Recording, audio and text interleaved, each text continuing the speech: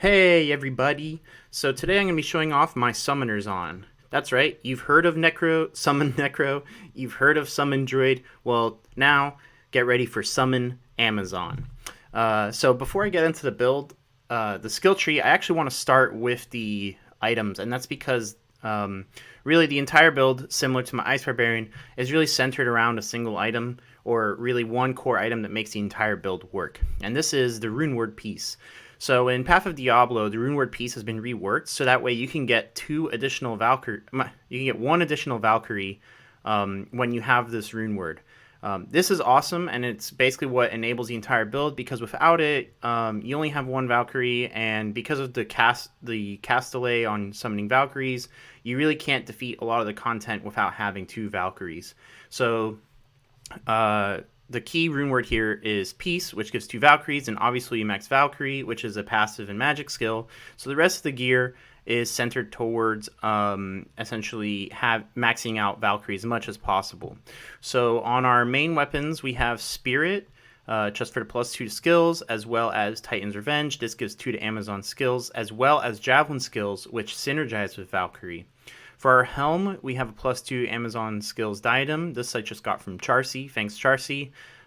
And then for gloves, I'm using these were eventually just gauntlets. I upped them. They're just +2 passive and magic skill gauntlets. They're pretty easy to find. These are kind of nice because I guess they have poison resistance. I don't know. For belts, I'm currently using Sandstorm Trek. This isn't because it's ideal for the build, but rather because I couldn't find anything better. And then probably the best in slot belt for this build is Thunder Gods, because it gives 3 points to Lightning Strike, which synergizes with Valkyrie. For amulets and rings, I want to show off two different sets. So first is this Blood Class Amulet. This is what I actually sent. I cleared all the Hell Mode content with. I've now upgraded to a Mara's. And I think Mara's, a +3 Mara's would probably be best in slot for this build. I can't see really anything being better. You really don't need FCR or anything. You just want as many plus skills as possible. And then I was using a Dwarf Star ring. I currently have a Wisp Projector instead equipped. This is because I was trying to solo Ubers with this build, and I'll let you know how that went.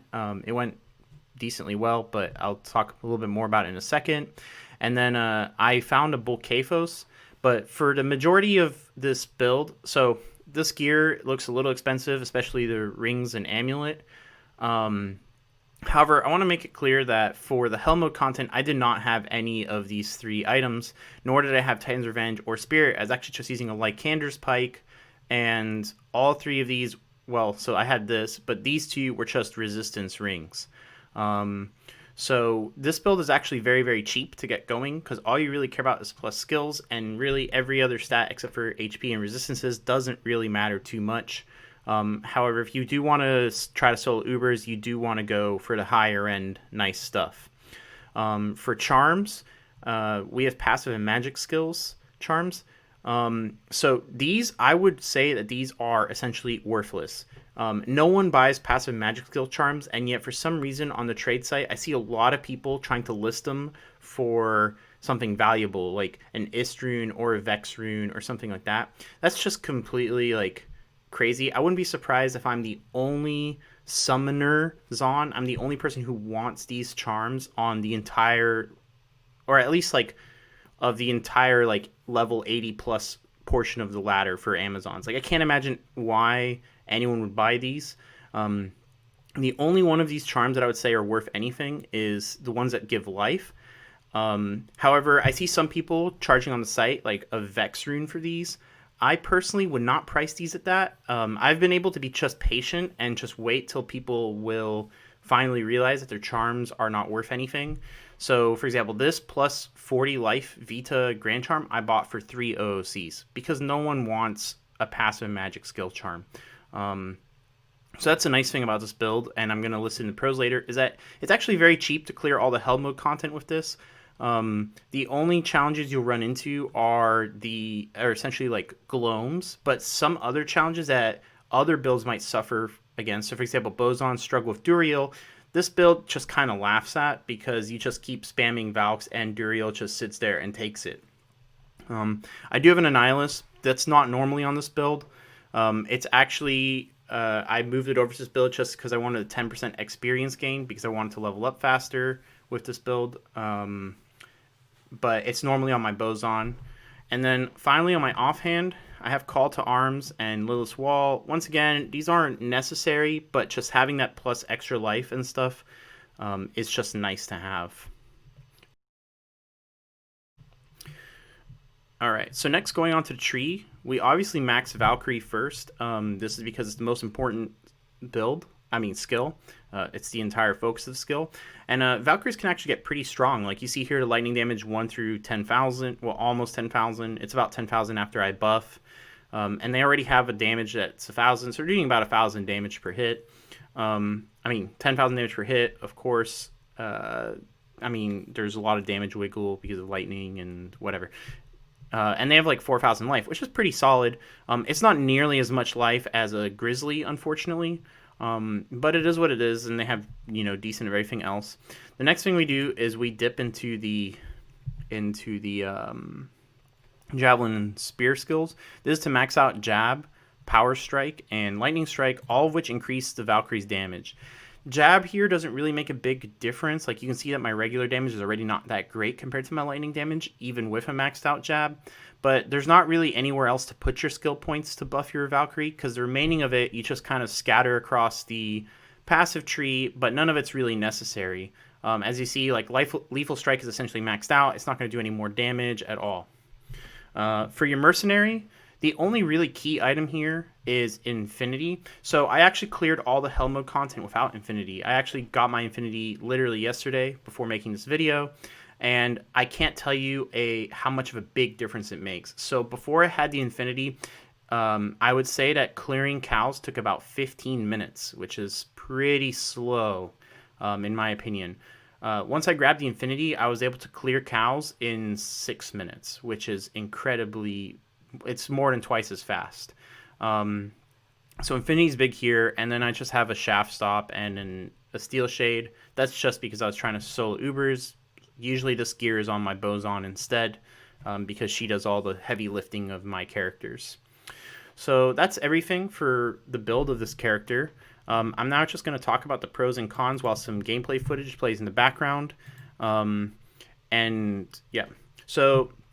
let's start with the pros. So the first pro, of course, is that this build is incredibly cheap. If you look at like a Boson, you usually need Faith and Fort, which costs a Jaw and a Low rune and an Ohm rune, I think, respectively. It's about 4 HR. 4 HR is probably worth more than all the gear you need on this build to clear the Hell content. Of course, having Infinity makes it way, way faster, but technically, to get this build working, it's pretty cheap, as you're only dependent on skills from passive skillers that are literally worth essentially nothing, in my opinion. So it's very cheap. The other thing is that the build is actually relatively safe compared to several other builds, because you, of course, have these two big, bulky Valkyries that will absorb a lot of hits for you, as you can go in and out and hit with Lightning Strike whenever you want, which is very, very nice. And I would also say that the build has an interesting playstyle. This is because, unfortunately, I'm going to complain about this more with later items. You kind of have to spec into the spear tree, right? And it makes such a big difference in your damage that you definitely want to come in and get some lightning strikes off to speed up how fast you clear things. The problem is that Peace itself is not a very high defense item, and even maxing out Vitality, you see I don't have a ton of health here. It's a good amount of health, but it's not like, a barbarian. And the Zon doesn't have any other built-in really increases to armor or health boosts in her kit. So the thing is that you actually have this sort of interesting playstyle where your Valks are tanking and maybe a pit will surround them, and you're just kind of like weaving in and out trying to get lightning strikes in whenever you can. It's actually sort of like an interesting gameplay that I don't think is captured in Summoner or Druid. Just sit back and watch, but it's also not really captured in melee classes in general, because they also have to be the tanks. So I think it's an interesting combat. It's an interesting method to play through the game. And then finally, the biggest con is that I think that this build can take care of all the game content. It can get through all of the game content. So with very low HR, it can get through the hell mode content.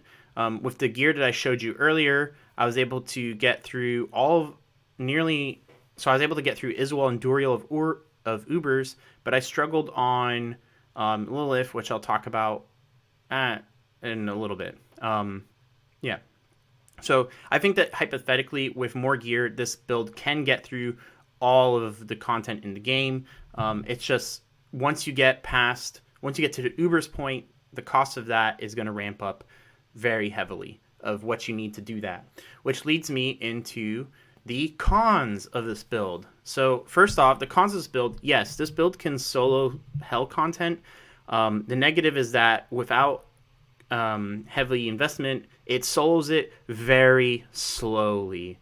This is because as soon as you run into a lightning immune, you're basically reliant on your jab or your Valk's pitiful 1,000 damage per hit to get through lightning immunes. Gloams are extremely obnoxious as they can kite you. As same thing with Oblivion Knights. Those are the caster ones, right? I don't know. And definitely until you get Infinity, it's very slow going. So the build is very slow. So that's the first con. The second con is it does struggle with Ubers.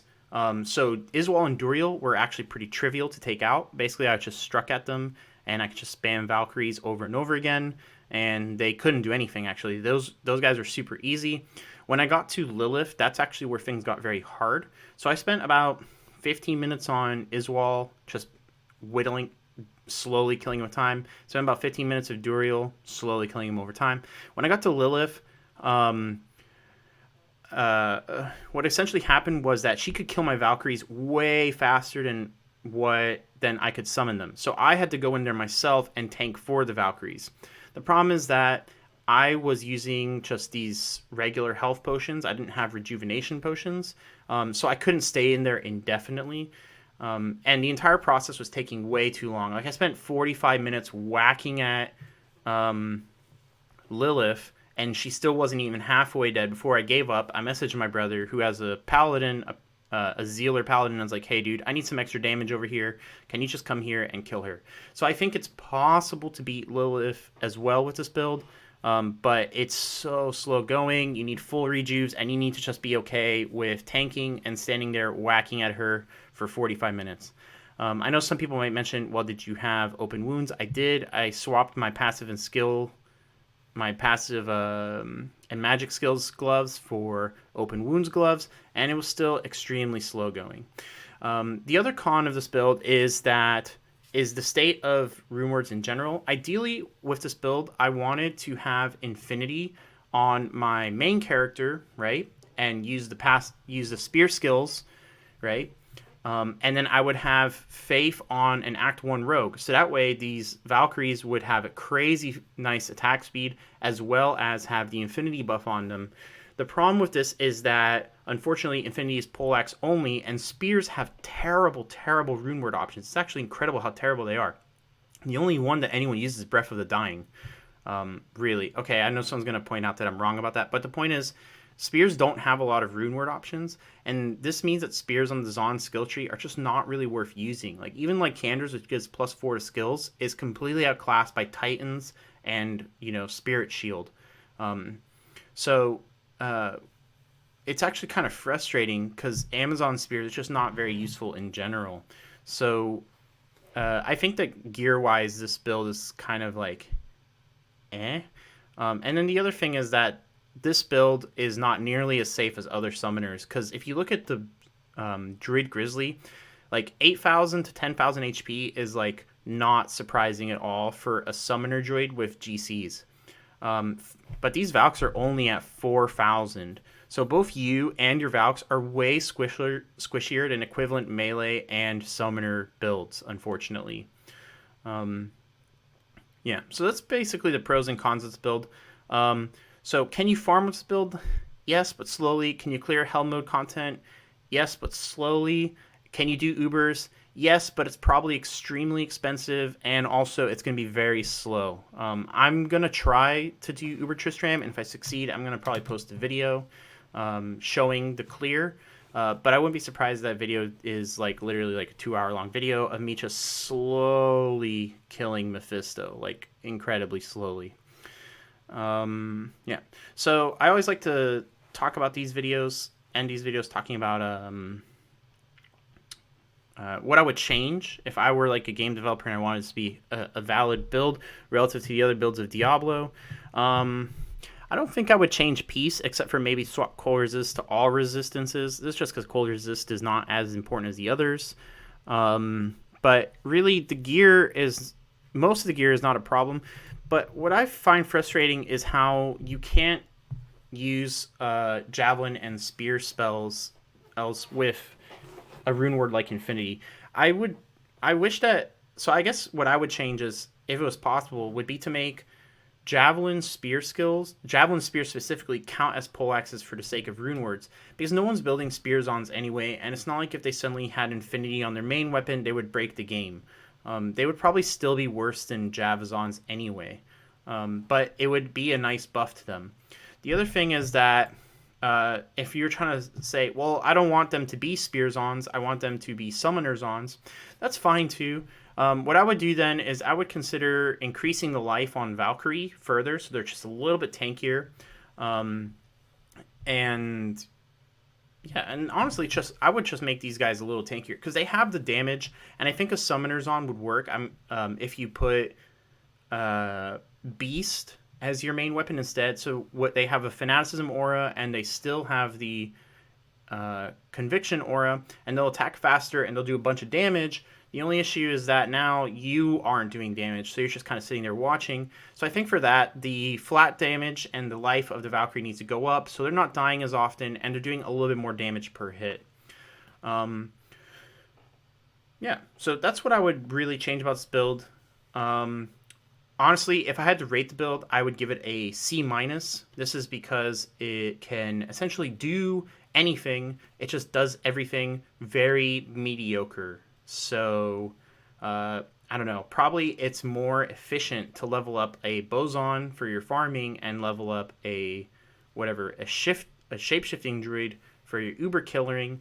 And probably in the time it takes you to do both of those, you will farm and kill ubers faster than this build will be able to if you just were just focusing on this one build. But I might be wrong. That's just how I think about it. Yeah. So I don't know. If anyone has any suggestions, leave them in the comments. I'd love to hear them. And I have not abandoned this build. I will definitely be putting more work into it. And hopefully you'll see an Uber clears from me before the end of the season. But yep. Bye, guys. Oh, and don't forget to like and subscribe and all that jazz.